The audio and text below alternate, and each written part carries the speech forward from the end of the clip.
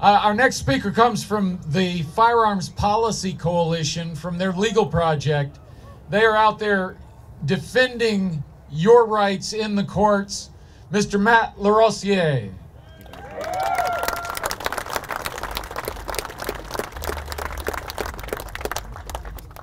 Do y'all know where you're at? Okay, I'll eat the microphone. Y'all have come out to a city, a district that says, by default, you cannot have a weapon. And they have threatened to lock you in a cage if you do have a weapon. And still, thousands of you have come here. That's brave. Whatever happens, I thank God that it is you guys that are on my side. So I've heard a lot of people up here talk about the Second Amendment, and you know, it's one of the biggest mistakes of my life, but I am a lawyer. We spend a lot of time fighting over language, over words and documents. And there's one word that I fight about a lot, and I'm really confused, and I'm wondering if you guys can help me. The Second Amendment, it says something about the right of the people. Who is that? Oh! Can you tell them? Because when I tell them that, they tell me I'm wrong. They seem to indicate that it's for rich people, people who can afford to pay lawyers to get their property for them, who can afford to apply for permits or this and that. Is that what the people means? No! Oh, okay. So what you're telling me, when the founders put the Second Amendment into our Bill of Rights, it was actually not a grant of privilege, but a recognition that no moral society can envision an outcome where somebody uses unlawful force against you and you have to accept your death. Is that what they meant? No!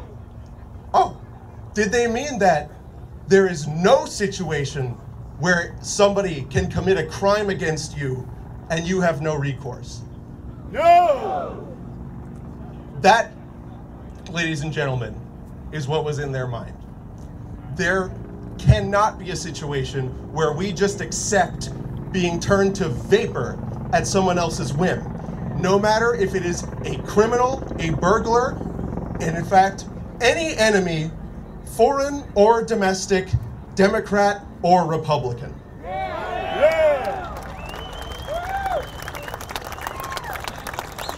I need a favor from you guys, though.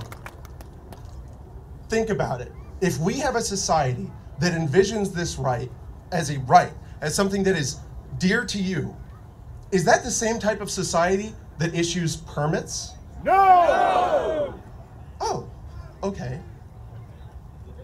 I mean, I'm in agreement, but when that happens, what they are saying is that this isn't your right. This is something you have to work to get our approval. That's the opposite of the situation. And so that's why we at Firearms Policy Coalition say that the time of not another inch passed decades ago.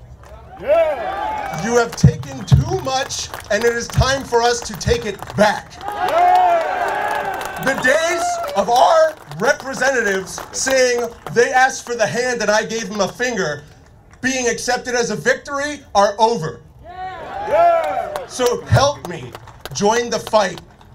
Come here with us on the days they're actually in office and tell them, you have messed with my rights for too long. You have taken too many fingers. Give them back. Yeah. And let me tell you something else. Everything is all about D.C. You know, you all want to be here. I'm glad you're here. But this isn't where the big battles are being fought and won right now. Huge battles are being fought, won, and lost on the state and local levels. We desperately need you, our brothers and sisters, to be out there and active and animated in that fight. And if you don't know what to do, go to firearmspolicy.org, click Take Action, and we have all the tools there for you to get you into the trenches with us, because that is where we desperately want you. And I think that you will love, just as you've come here and met your brothers and sisters, you will find yourself well acquainted there. And that is not where it's most important. What's most important is even more local than that. For years, the gun rhetoric has been taken over. It just hasn't been working, okay? We need to earn hearts and minds. You need to talk to people who are close to you, your boyfriends, your girlfriends, your husbands, your wives, your friends, your dog walkers, your uncles. And you need to communicate. Look, the the gun controllers,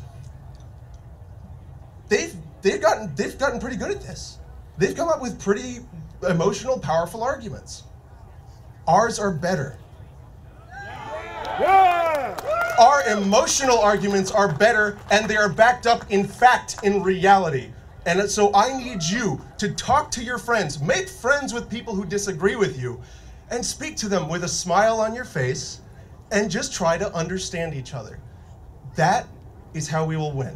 We will win hearts, we will win minds, and we will take back what's ours, and we will, like we said before, not tolerate living in an immoral society. An immoral society tells you that you must accept death. No.